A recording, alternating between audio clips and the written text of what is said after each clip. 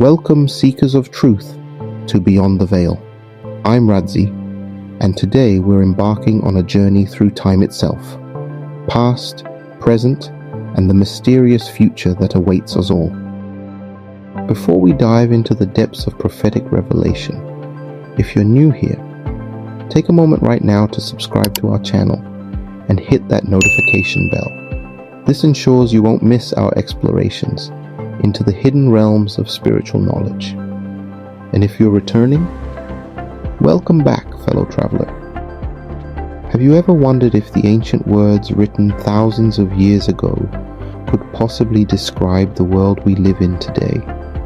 What if I told you that events unfolding on your newsfeed might have been foreseen by prophets who lived before the invention of electricity, before the internet, before our modern civilization took shape? Today, we're decoding destiny as we unveil the major biblical prophecies that have shaped human history and continue to echo into our present moment. Whether you're a devoted believer, a curious skeptic, or somewhere in between, I invite you to approach these ancient texts with an open mind. The question that will guide our journey today is this: if prophecies of the past have been fulfilled with stunning accuracy, what might the remaining prophecies reveal about our collective future? Let's find out. Before we examine specific prophecies, we need to understand what biblical prophecy actually is.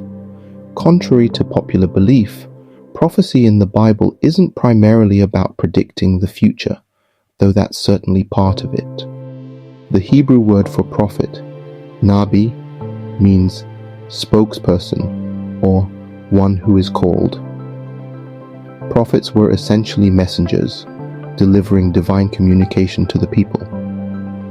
Sometimes these messages included warnings about future events, but they also contained moral guidance, calls to repentance, and promises of restoration. Biblical prophecy operates on multiple levels simultaneously. There's often an immediate fulfillment relevant to the prophet's own time, a middle fulfillment that might occur centuries later, and sometimes an ultimate fulfillment that remains in our future. It's like those Russian nesting dolls, prophecies within prophecies. And just when you think you've reached the smallest doll, you realize there might be an even smaller one inside. This multi-layered nature is why biblical prophecy continues to fascinate scholars, theologians, and yes, YouTube viewers like yourselves. But here's something crucial to understand.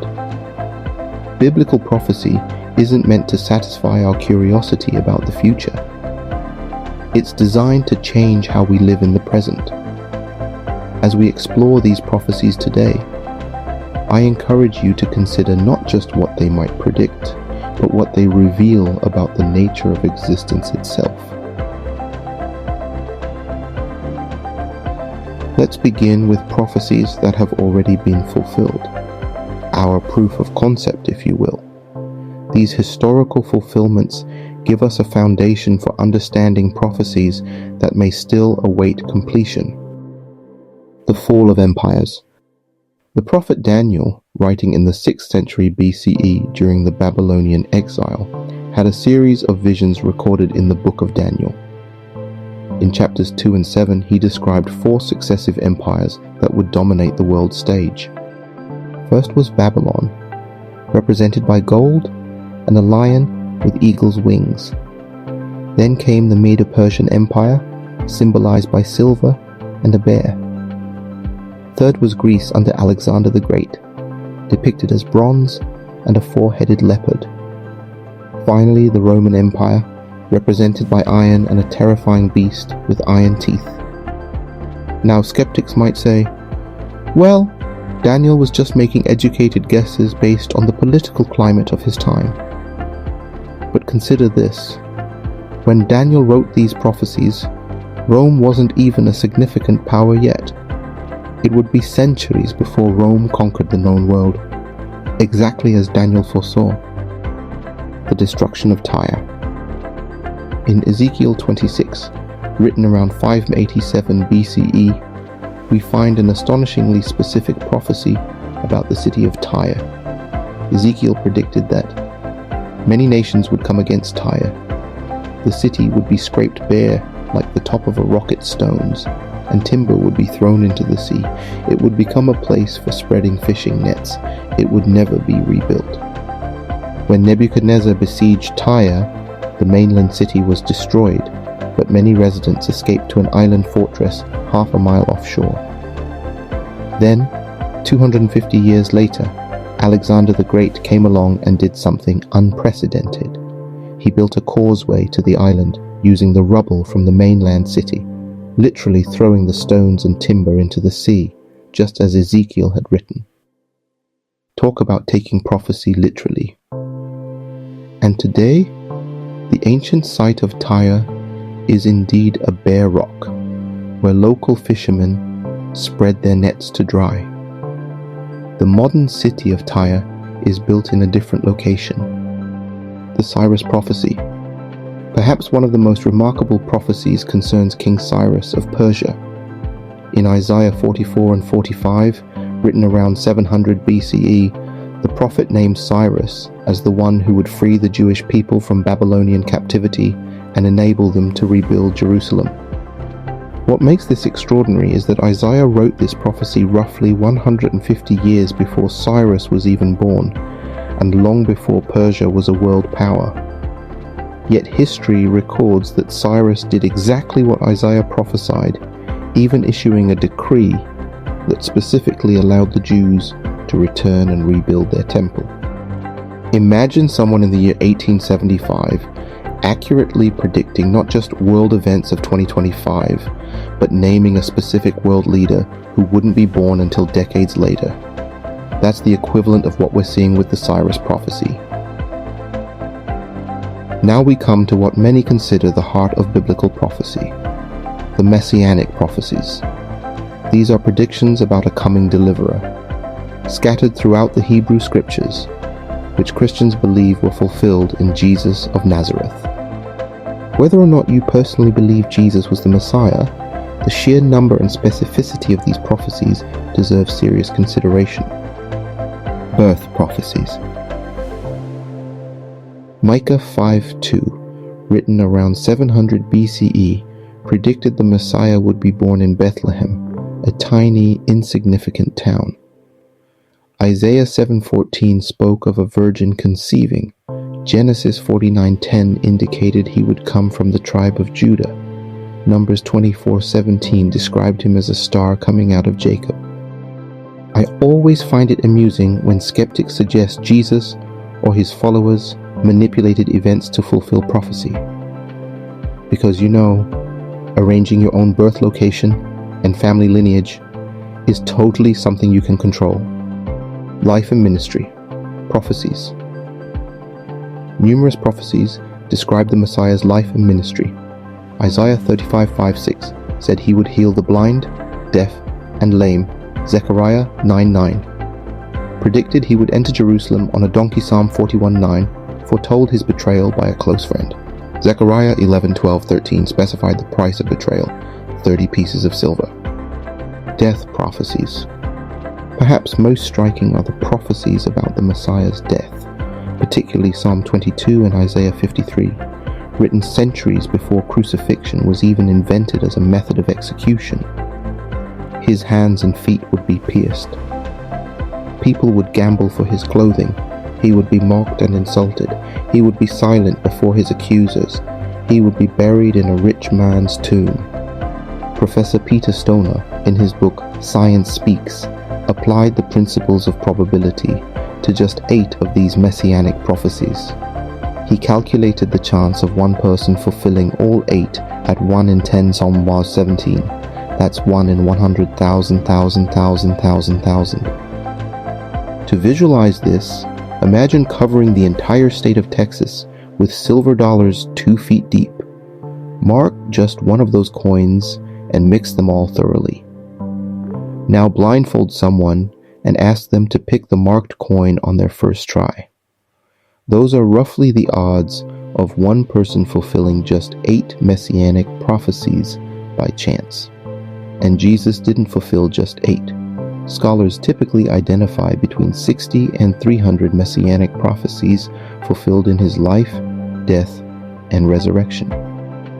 Now we venture into more controversial territory, prophecies that many believe are yet to be fulfilled. These are the end-time or eschatological prophecies that speak of the culmination of human history. I should note that sincere believers have different interpretations of these prophecies. Some see them as literal future events, others as symbolic representations of spiritual truths, and still others as prophecies that were fulfilled in the first century. At Beyond the Veil, we explore all perspectives with respect. The restoration of Israel, one of the most remarkable prophetic fulfillments of modern times, concerns Israel. For nearly 2,000 years, the Jewish people were scattered throughout the world, without a homeland. Yet prophets like Ezekiel, Isaiah, and Jeremiah all predicted their eventual return. Ezekiel 36:24 states, "For I will take you from among the nations, gather you out of all countries, and bring you into your own land." In 1948, after the horrors of the Holocaust, Israel was re-established as a nation, an event unprecedented in world history. No other people group has maintained their distinct identity through 2,000 years of exile and then returned to re-establish their ancient homeland. I mean, you don't see anyone advocating for the return of the Hittites to their ancestral lands, do you? Yet the Jewish people maintained their identity, culture, and connection to their homeland through centuries of persecution and displacement. Signs of the end times in Matthew 24. Jesus gave his disciples signs that would precede his return. Wars and rumors of wars, famines and earthquakes, persecution of believers, false prophets and messiahs, the gospel preached to all nations, increased lawlessness and love growing cold. Now, I know what some of you are thinking. Radzi, these things have been happening throughout history, and you're absolutely right.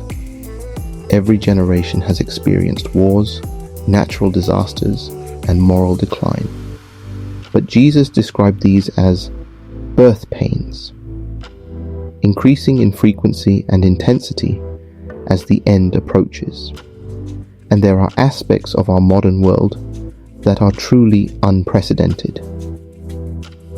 For the first time in history, we have the technological capability to destroy all life on Earth. Global communication systems now make it possible for the gospel to reach every nation. Environmental challenges threaten the planet's life support systems. Genetic engineering raises profound questions about what it means to be human. Does this mean the end is imminent? Not necessarily, but it does suggest we're living in a time when the conditions described in end-time prophecies could be fulfilled in ways previous generations couldn't imagine. The Antichrist and global government.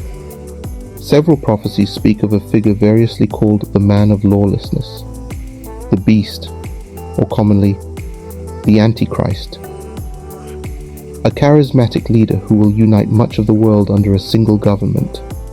Daniel 7, 2 Thessalonians 2, and Revelation 13 all describe aspects of this figure and the system he establishes. A global economic system where buying and selling requires a special mark, unprecedented surveillance and control of the population. A leader who opposes traditional religion while demanding worship. A period of peace followed by intense persecution. Again, sincere believers interpret these prophecies differently. Some see them as symbolic of spiritual realities, others as descriptions of first century Rome, and still others as literal future events. And yes, I'm well aware that every unpopular world leader since Napoleon has been labeled the Antichrist by someone. The The point isn't to engage in wild speculation or fear-mongering, but to recognize the biblical warning against placing ultimate trust in human systems and leaders. Armageddon and the return of Christ. Perhaps the most dramatic end-time prophecy concerns the Battle of Armageddon, a climactic conflict centered in the Middle East that will precede Christ's return. Revelation 16 describes armies gathering at Armageddon, literally the mountain of Megiddo in northern Israel. Zechariah 14 speaks of all nations gathering against Jerusalem. And multiple prophecies describe the Messiah returning to establish justice and peace. Again, interpretations vary. Some see these as symbolic descriptions of spiritual warfare, others as prophecies fulfilled in the Roman Jewish War of 70 CE, and still others as literal future events. What's striking is that for the first time in history, we're seeing geopolitical alignments that make such scenarios plausible. The Middle East remains the world's most volatile region, with Jerusalem at its center. Global powers continue to be drawn into Middle Eastern conflicts, exactly as these ancient texts described. As we've explored these prophecies, you might be feeling a range of emotions: fascination, skepticism, perhaps even anxiety. That's natural. Biblical prophecy is meant to provoke thought and self-examination. But I want to offer some principles for interpreting prophecy responsibly. Humility is essential. Even the prophets themselves didn't always fully understand the messages they delivered.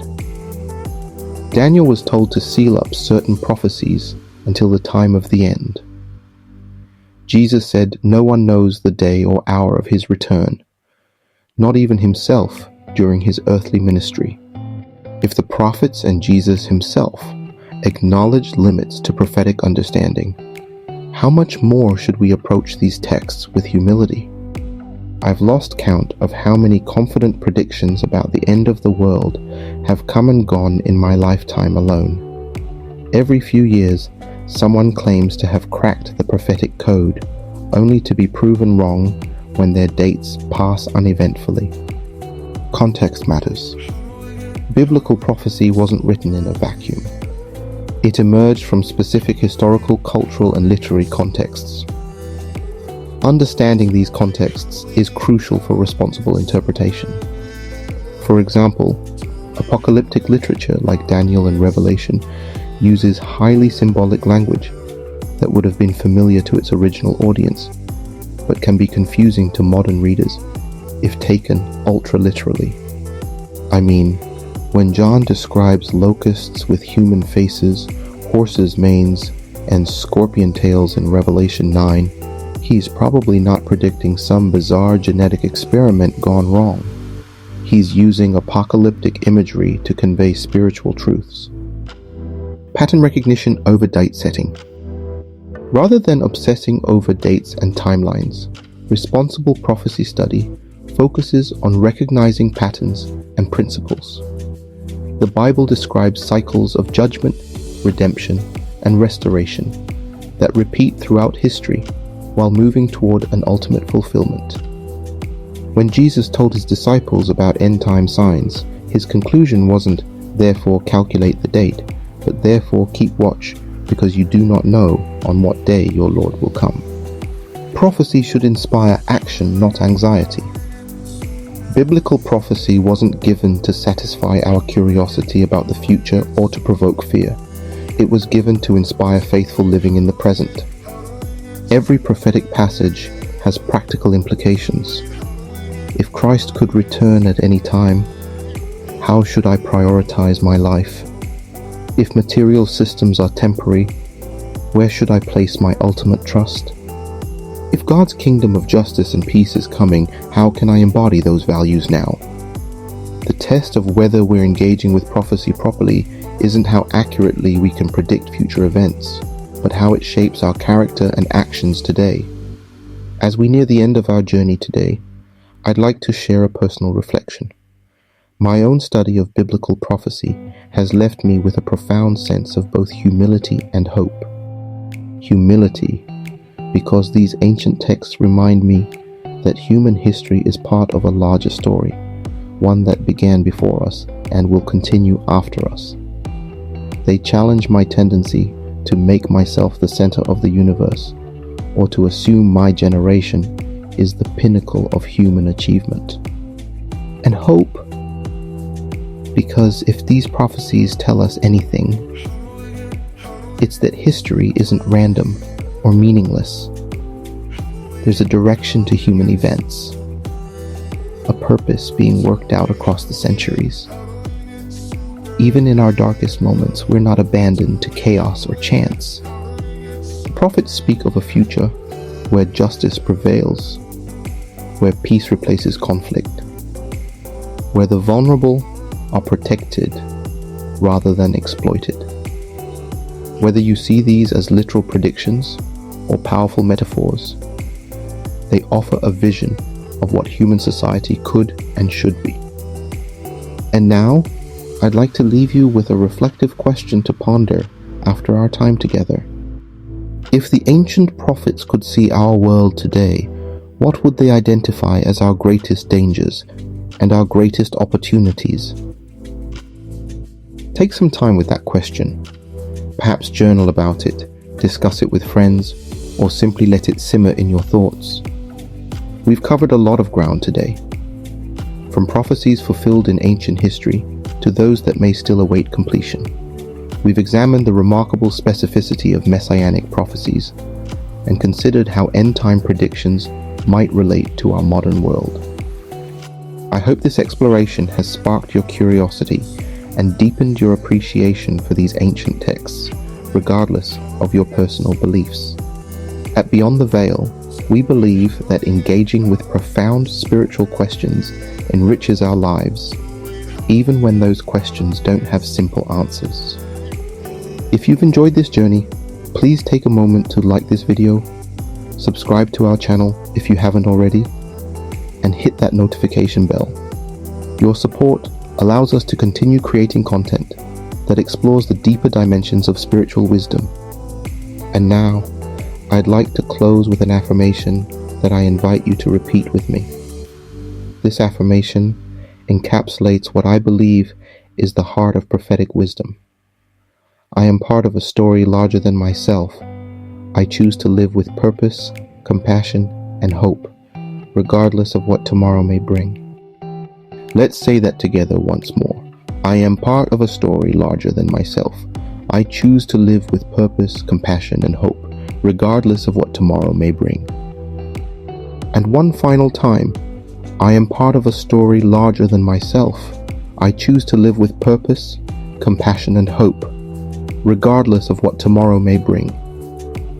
Until next time, this is Radzi for Beyond the Veil, reminding you that the greatest mysteries often hide in plain sight, if only we have eyes to see.